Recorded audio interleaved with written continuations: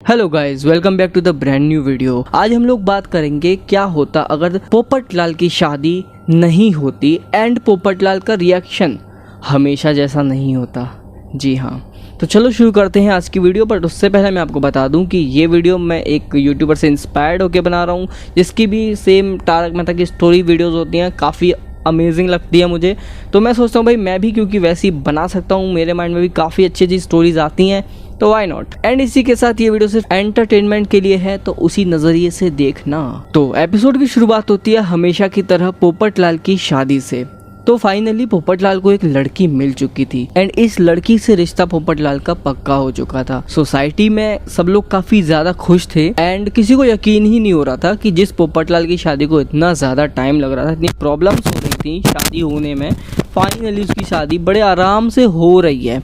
And यहाँ पे सारे सोसाइटी वाले काफ़ी ज़्यादा खुश थे। सब लोगों ने पोपटलाल की शादी की तैयारियां शुरू कर दी एंड टप्पू सेना ने सोसाइटी को डेकोरेट करना शुरू कर दिया, क्योंकि सोसाइटी में ही पोपट की शादी होने वाली थी। एक दो दिन बीते एंड फाइनली शादी का दिन आया। पोपटलाल अपने घर पर था जो कि शादी के लिए तैयार हो रहा था एंड बाकी सोसाइटी वाले नीचे ही कंपाउंड में मौजूद थे। सभी सोसाइटी वाले बहुत ज़्यादा खुश थे। भिड़े कह रहा था आखिरकार इसकी शादी हो रही है एंड चंपक चाचा कह रहा था कि अब ये डिब्बा आखिरकार खुश रहेगा एंड पूरी सोसाइटी में खुशी का माहौल था। हम देखते हैं कि थोड़ी ही देर बाद दुल्हन को सोसाइटी में आना होता है, मतलब दुल्हन और उसके परिवार वाले आने वाले थे। जेठालाल तो इतना ज़्यादा खुश था कि उसे लग रहा था कि ये सब एक सपना है, बट हाँ ये सच था, पोपटलाल की शादी हो रही थी। अभी सभी लोग दुल्हन का इंतजार कर ही रहे थे क्योंकि काफ़ी टाइम हो गया था। टप्पू सेना ने सोसाइटी को बहुत अच्छा डेकोरेट किया था। सोसाइटी का जो क्लब हाउस है ना, उसमें पूरा शादी का मेन फंक्शन हवन वगैरह होने वाले थे एंड सब तैयारियां एकदम परफेक्ट हो चुकी थी। तभी हम देखते हैं कि भिड़े के फ़ोन पे एक कॉल आता है एंड भिड़े कॉल रिसीव करने के लिए साइड में जाता है, क्योंकि पूरा सोसाइटी में ढोल नगाड़े बज रहे थे, इसलिए भिड़े एक साइड में जाता है। कॉल पे जैसे ही भिड़े की बात होती है, अब तक जो भिड़े इतना हंस रहा था, खुश था, अचानक भिड़े के चेहरे पे एक उदासी आ जाती है। भिड़े शॉक्ड हो जाता है, उसकी आंखें बाहर आ जाती हैं। ऐसा क्या था उस कॉल पे? भिड़े को इस तरीके से टेंशन में देख जेठालाल भी उधर साइड जाता है, क्योंकि जेठालाल ने भिड़े पे ध्यान दिया था कि भिड़े किसी टेंशन में लग रहा है। जेठालाल भिड़े से जाके पूछता है कि भिड़े क्या हुआ, इतना टेंशन में क्यों है, क्या हो गया? तो भिड़े जेठालाल को कुछ ऐसा बताता है कि जेठालाल भी ये सुन के शॉक्ड रह जाता है। तभी जेठालाल सब बैंड बाजे वालों को चुप कर देता है, मना कर देता है कि अभी आप चले जाइए, हम जब बुलाएंगे तब दोबारा आ जाना। सोडी और बाकी सोसाइटी वाले जेठालाल को रोकते हैं। बबीता कहती है जेठा जी आप ये क्या कर रहे हैं? सभी लोगों के मन में एक ही सवाल था कि आखिर भिड़े और जेठालाल इतने सैड क्यों हैं, वो इतने दुखी क्यों हैं? आखिर इतना अच्छा मौका है, पोपट की शादी आखिरकार हो रही है, वो लोग इतना सैड क्यों हैं दोनों? तभी वो लोग एक ऐसी चीज बताते हैं जिसको सुन के सारी पुरुष मंडली हैरान रह जाती है। जी हाँ, क्योंकि जेठालाल ने सबसे पहले जेंट्स को साइड में लिया एंड ये पूरी बात बताई। सभी जेंट्स काफ़ी ज़्यादा अब शॉक में थे एंड बहुत ज़्यादा दुखी थे, क्योंकि कुछ तो ऐसी बात उन्हें पता चली थी जो कि अच्छी बिल्कुल नहीं है। माधवी बहुत ज़्यादा टेंशन में थी, तो माधवी ने भिड़े से कहा कि अहो जल्दी बताइए, हमें टेंशन हो रही है। एंड फाइनली भिड़े पूरी सोसाइटी वालों के सामने कहता है कि जिस लड़की से पोपट की शादी होने वाली थी, जिस कार में वो अपने माँ बाप के साथ आ रही थी यहाँ पे, उसकी कार खाई में गिर गई। जी हाँ, उस लड़की का एक्सीडेंट हो गया एंड अब वो लड़की इस दुनिया में नहीं है। ये सुन के सभी लोगों के चेहरे एकदम यूँ कहते हैं ना ठंडे पड़ गए। उन लोगों को यकीन नहीं हुआ कि ये क्या हो गया। तभी हम देखते हैं कि सी विंग से हंसता हुआ एकदम अपनी छतरी को हवा में उड़ाते हुए एक दूल्हा आ रहा है। जी हाँ, पोपटलाल। पोपटलाल जब नीचे आता है तो वो देखता है कि बैंड बाजे वाले बैंड नहीं बजा रहे। सारे सोसाइटी वाले से सदमे से में खड़े हैं। पोपटलाल बैंड बाजे वालों से कहता है कि अरे बजाओ भाई बजाओ, शादी है मेरी। बट कोई बैंड नहीं बजाता, क्योंकि बैंड बाजे वालों को भी बात ऑब्वियसली पता चल ही गई है पूरी। एंड वो सोसाइटी वालों के पास आके पूछता है अरे क्या हुआ, सब शांत क्यों है इतने, मेरी शादी हो रही है, बाबूजी, भिड़े, जेठालाल क्यों इतने शांत हो? वो सबसे पूछता है। अरे माधवी भाभी आप तो हंसिए। जब वो बहुत ज़्यादा फोर्स करता है तब जाके पोपटलाल को, सबसे पहले तो भिड़े और जेठालाल पोपटलाल के दोनों साइड जाके खड़े हो जाते हैं उसे सांत्वना देने के लिए। एंड आखिरकार हिम्मत करके उसे चंपक चाचा ये बात बताता है कि ऐसे ऐसे हुआ है। ये सुनते ही पोपट एकदम टूट चुका था एंड पोपट मतलब समझ नहीं पा रहा था कि ये क्या हो रहा है, क्योंकि पोपट की शादी अब तक हमेशा किसी न किसी कारण से कैंसिल हुई है, लेकिन इस बार तो भाई बहुत ही ज़्यादा खतरनाक सीन हो गया। पोपटलाल उस समय काफ़ी ज़्यादा फूट कर रोया। पोपटलाल इतना दुखी हो चुका था कि उस समय वो किसी को कुछ नहीं बोला, वो चुपचाप अपने घर पे चला गया। सभी सोसाइटी वाले भी वापस अपने अपने घर चले गए एंड टप्पू सेना ने भी सारे बैंड बाजे वालों को पेमेंट कर उनको भी भेज दिया सोसाइटी से, और सभी लोग अपने घर जाके बस एक ही चीज़ सोच रहे थे कि आखिर ये कैसे हो गया, क्यों हो गया। माधवी बहुत दुखी थी कि आखिरकार पोपट भाऊजी की शादी होने वाली थी। नई फैमिली भी काफ़ी ज़्यादा दुखी थी कि हम लोग यहाँ पे आए और ऐसा हमें पहली बार देखने को मिला। जेठालाल भी बहुत दुखी था। तभी हम देखते हैं कि जो जेठालाल है वो पोपटलाल को कॉल मिलाता है एंड जेठालाल से पोपटलाल बहुत रूडली बात करता है और बोल देता है कि मुझे तुम लोगों से बात नहीं करनी।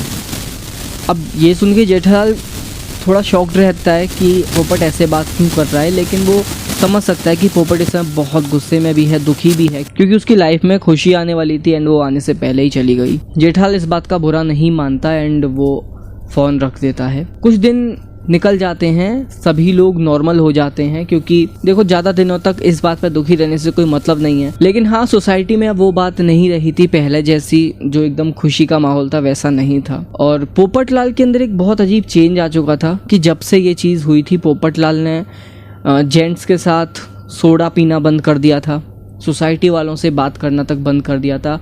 यहाँ तक कि जब बच्चे खेलते थे ना कंपाउंड में, तब भी पोपटलाल उनको इग्नोर कर देता था एंड सारी लेडीज़ को भी उसने इग्नोर करना शुरू कर दिया। ओवरऑल पोपटलाल ने एक तरीके से इन लोगों से रिश्ता तोड़ दिया। सभी सोसाइटी वाले ये बोल रहे थे कि इसमें हमारी क्या गलती है, बट वो लोग कुछ कर भी नहीं सकते थे क्योंकि पोपटलाल भी अपनी जगह दुखी है, तो उसको स्पेस देना भी ज़रूरी है। लेकिन पोपटलाल के मन में कुछ और ही चल रहा था। पोपटलाल इस सब के बीच ये सोच रहा था कि आखिर ऐसा क्यों हुआ। पोपटलाल के मन में बस एक शक पैदा हो गया। पोपटलाल को लगा कि ये सोसाइटी ही मेरे लिए बुरी है, क्योंकि जब से मैं यहाँ पे आया हूँ मेरे साथ कुछ अच्छा नहीं हो रहा है। ये सोसाइटी वाले मेरा अच्छा नहीं चाहते, ये सब चाहते हैं कि मेरी शादी ना हो और ये लोग मेरा मजाक उड़ाते रहे मेरी शादी ना होने का। ऐसा पोपट के अंदर वहम पैदा हो गया। हालांकि ऐसा कुछ था नहीं, सभी सोसाइटी वाले उसकी शादी के लिए हमेशा से कोशिश करते हैं एंड बहुत खुश भी रहते हैं अगर उसकी शादी की कोई न्यूज़ आती है तो। बट पोपट, क्योंकि अब कह सकते हैं उसका मानसिक संतुलन कुछ हिल चुका था, बट पोपट ऐसी सोच लेके बैठ गया था एंड उसको धीरे धीरे सोसाइटी वालों से नफरत होने लगी। हम देखते हैं कि जो पोपटलाल है अब वो एकदम ही चेंज हो चुका है, वो पहला वाला पोपट नहीं रहा। यहाँ तक कि अगर चंपक चाचा भी पोपट को कुछ टोकते थे ना, कहीं वो जाता था रास्ते में, तो वो उन्हें बदतमीजी से मना कर देता था कि मेरे बीच में मत बोल। हालांकि चंपक ने ये बात कभी जेठालाल को बताई नहीं कि पोपट ने इस लहजे में बात करी है चंपक चाचा से। लेकिन फिर धीरे धीरे सोसाइटी वालों ने पोपट से बात करना कम कर दिया। लेडीज़ ने भी यही कहा कि अगर पोपट बाबूजी अपने आप में ही खुश हैं तो ठीक है, रहने दो उन्हें खुश, कोई बात नहीं, उनकी खुशी में हमारी खुशी, ऐसा कोमल का कहना था। सभी लोगों का यही मानना था कि पोपट को उसके हाल पे छोड़ दिया जाए तो ही अच्छा है। लेकिन इस चीज़ को भी पोपट ने बड़ा उल्टे तरीके से लिया। पोपट ने कहा कि अब 6 महीने होने को आ गए हैं, इन लोगों में से किसी ने भी मुझसे बात करने की कोशिश नहीं करी या मुझे मनाने की कोशिश नहीं करी। लेकिन पोपट को क्या पता था कि वो लोग तो उसे स्पेस दे रहे हैं, बट पोपट ने कुछ और ही सोच लिया। अब पोपट के मन में सोसाइटी वालों की नफरत इतनी बढ़ चुकी थी कि वो इनकी शक्लें तक देखना पसंद नहीं कर रहा था। एक दिन पोपट के मन में एक ऐसा ख्याल आया जो कि हम इमेजिन भी नहीं कर सकते। ऑल ऑफ सडन पोपटलाल ने जेठालाल को कॉल किया। मैंने सब सोसाइटी वालों से इतना बुरी तरीके से बात करी, ये वो है, इस तरीके से। एंड धीरे धीरे पोपट ने सबको कॉल किया, चाचा जी को भी जब सोसाइटी से जा रहे थे तो उनको भी बात करी। सभी सोसाइटी वाले काफ़ी ज़्यादा खुश थे। लेकिन यहाँ पर ना जो भिड़े था ना, उसके मन में कुछ अजीब फीलिंग थी। उसे लगा कि ये पोपट आखिर अचानक से ऐसे क्यों कर रहा है। तभी पोपट ने शाम को, जब सभी लोग सोसाइटी कंपाउंड में आए थे, लेडीज अपना बैठ के बातें कर रही थी, बच्चे खेल रहे थे एंड जेंट्स सोडा पीने के लिए जाने वाले थे, पोपट बोलता है कि कल मेरे घर पे खीर पार्टी है तो आप सभी लोग प्लीज़ आइए। मैं आप सभी से सॉरी बोलना चाहता हूँ और इसी के लिए मैं आपको ये पार्टी दे रहा हूँ ताकि हमारे जो रिश्ते हैं वो फिर से सही हो सके। अंजलि कहती है, अरे पोपट भाई कोई बात नहीं, आपका भी गुस्सा जायज़ है, आप भी परेशान थे। साथ ही जेठालाल भी कहता है, अरे छोड़ दोस्त, जाने दे, होता रहता है ऐसा। हम देखते हैं कि अब सब कुछ नॉर्मल सा हो रहा है, पोपट भी नॉर्मल हो गया है ऑल ऑफ सडन। तो सभी लोग पोपट के घर पे जाने के के लिए राज़ी हो जाते हैं। तभी बबीता बोलती है कि सॉरी कल मुझे अपनी फ्रेंड के घर जाना है तो मैं शायद नहीं आ पाऊँ, बट अय्यर आ जाएंगे। बट यहाँ पे पोपटलाल फोर्स करता है बबीता जी को कि आपको आना पड़ेगा, बबीता जी आपको आना पड़ेगा, वरना मैं ये समझूंगा कि आपने मुझे माफ़ नहीं किया। देन बबीता उसी टाइम अपनी फ्रेंड को कॉल करती है एंड बोलती है सॉरी यार मोना, मैं नहीं आ पाऊंगी क्योंकि मुझे कहीं जाना है। और उसकी फ्रेंड भी बोल देती है ठीक है बबीता कोई बात नहीं, जा जी ले अपनी ज़िंदगी। हम लोग देखते हैं कि अगले दिन का प्लान पूरा रेडी हो चुका है। अभी सभी लोग पोपट के घर जाएंगे, पार्टी करेंगे एंड सब कुछ नॉर्मल हो जाएगा, राइट। हम देखते हैं कि रोज की तरह अगले दिन अब्दुल अपनी दुकान को खोलता है। अब्दुल दुकान खोल के बैठा ही होता है कि वो देखता है सामने से एक डिलीवरी वाला जा रहा है एंड अब्दुल हर किसी की तरह उसे भी टोक के पूछता है कि भाई कहाँ जा रहे हो, किसके घर जाना है। बोलते मुझे सी विंग में जाना है, सी विंग में ये सामान डिलीवर करना है। तो अब्दुल बोलता है लाओ लाओ ये तो मैं दे आऊँगा, मैं जानता हूँ सी विंग में रहने वालों को। फिर वो डिलीवरी वाला बोलता है कि नहीं नहीं, जिन भाई साहब ने ये मंगाया है उन्होंने कहा है कि इसे तुम ही आकर मुझे दे के जाओ, क्योंकि उनके घर में काफ़ी ज़्यादा चूहे हो चुके हैं तो ये चूहे मारने की दवा उनने मंगाई है। तभी अब्दुल थोड़ा सोचता है कि सोसाइटी में चूहे, बट फिर अब्दुल ज़्यादा ध्यान नहीं रहा इस बात पे, क्योंकि अब्दुल को पता था कि हाँ भाई होंगे किसी के घर पे, क्या पता। देन वो हाउस नंबर पूछता है तो हाउस नंबर वही निकलता है जो कि पोपट लाल का घर है। तो अब्दुल कहता है अरे पोपट भाई के घर में चूहे, चलो ठीक है, चलो जाओ जाओ कोई बात नहीं। ऐसे करके अब्दुल उस डिलीवरी बॉय को जाने देता है। यहीं पर अब्दुल की सबसे बड़ी गलती थी। एनीवेज ये डिलीवरी वाला वो बॉक्स डिलीवर करके वापस जाता है एंड शाम हो जाती है। फाइनली सभी लोग एक एक करके पोपट के घर पे आते हैं। पोपट एकदम नॉर्मल बिहेव करता है जैसे कि वो पहले था, 6 महीने पहले वाला पोपट था। अब पोपट ने सबके लिए खीर सर्व करनी शुरू करी। तभी हम देखते हैं कि जो अब्दुल है उसका कॉल आता है जेठालाल को, कुछ सामान डिलीवर करना था जेठा के घर पे, इसलिए अब्दुल की जेठालाल से बात होती है कॉल पे। तब जेठालाल अब्दुल को बताता है कि अब्दुल तू कल सामान दे जाना, अभी क्या है हम पोपट के घर पे आए हैं क्योंकि पोपट ने हम सबके लिए खीर पार्टी रखी है, तू भी आ जा। तो फिर अब्दुल भी पोपट के घर आ जाता है। सभी लोग पोपट से कहते हैं कि भाई तूने अब्दुल को क्यों नहीं बुलाया। तो पोपटलाल बोलता है कि मैं भूल गया था। देन हम देखते हैं थोड़ी देर बाद फाइनली अब्दुल भी पोपट के घर एंट्री मार लेता है एंड अब्दुल बैठता है। बट सबसे पहले उसे वो बात याद आती है लास्ट डे वाली एंड अब्दुल भिड़े से कहता है क्या भिड़े भाई, आपको सोसाइटी का मेंटेनेंस का ध्यान रखना चाहिए ना। भिड़े अब्दुल से पूछता है कि क्या हुआ भाई, ऐसे क्यों बोल रहे हो, मैं तो ध्यान रखता हूँ, देखो पूरा सोसाइटी एकदम मेरे अंडर एकदम मस्त है। तब वो बोलता है नहीं नहीं नहीं, सी विंग में चूहे हैं, तभी तो पोपट भाई ने रेड पॉइजन मंगाया है। देन यहाँ पे भिड़े थोड़ा शॉकिंग रिएक्शन देता है एंड भिड़े बोलता है कि नहीं अब्दुल, हमारी सोसाइटी में हर महीने पेस्ट कंट्रोल होता है, ऐसा हो ही नहीं सकता। एंड सभी लोग एग्री करते हैं क्योंकि किसी के भी घर में कीड़े मकोड़े तक नहीं है तो चूहे की बात तो बहुत दूर की है। बट फिर भी सब इस बात पे ध्यान नहीं देते। लेकिन जो भिड़े है उसका माइंड क्योंकि पहले से ही थोड़ा इस बात के लिए एग्री नहीं कर रहा था कि पोपट एक्चुअली नॉर्मल कैसे हो गया।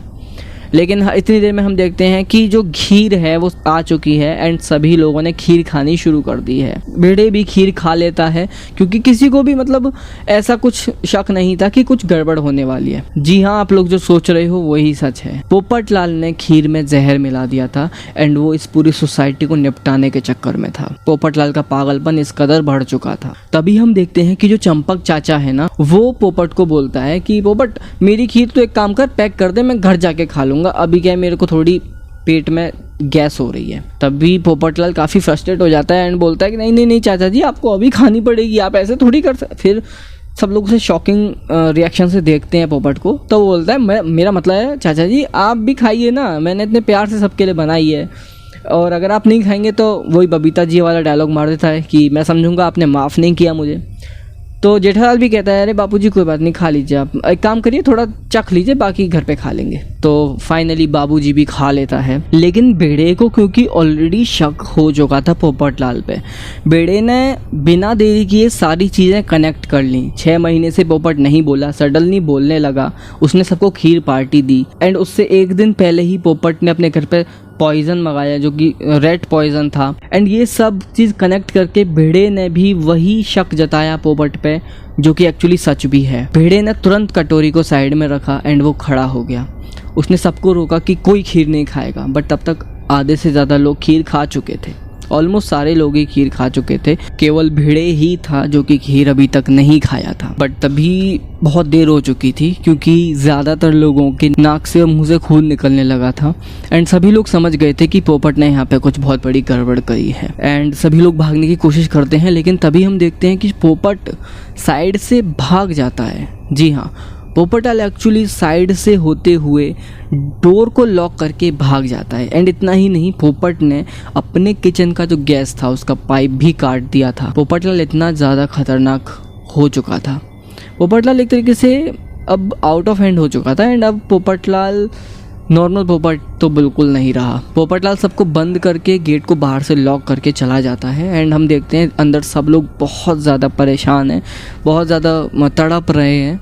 हम देखते हैं सबसे पहले सोडी एंड माधवी ने दम तोड़ दिया क्योंकि उन्होंने खीर सबसे पहले ख़त्म करी थी। देन हम देखते हैं बबीता जी भी काफ़ी ज़्यादा हालत ख़राब है बबीता जी की। एंड इसी के बाद जो जेठालाल है वो सीधे चंपक चाचा के पास जाता है। बट भिड़े और बाकी जितने भी लोग जिंदा थे वो बहुत ज़्यादा दुखी थे कि आखिर ये कैसे कर दिया पोपटलाल ने, ये सोच भी कैसे लिया पोपटलाल ने ऐसा कुछ करने का। बट हाँ, ऐसा हो चुका था। तभी हम देखते हैं कि हिम्मत करके भिड़े दरवाज़ा खोलने की कोशिश करता है एंड चंपक चाचा भी उठ के कोशिश करता है दरवाज़ा खोलने की, क्योंकि चंपक चाचा ने थोड़ी सी ही खीर खाई थी तो उसको उतना असर नहीं हुआ था, लेकिन दरवाज़ा नहीं खोल पाता। तभी डॉक्टर हाथी बोलता है कि गैस की सी स्मेल आ रही है एंड यस, ये लोगों को पता चलता है कि गैस भी लीक हो रही है। तो सभी लोग काफ़ी परेशान थे एंड पोपट नीचे भाग के जा ही रहा होता है। तभी पोपट को सामने कौन दिखता है? जी हाँ, चालू पांडे। चालू पांडे सोसाइटी में कैसे आया?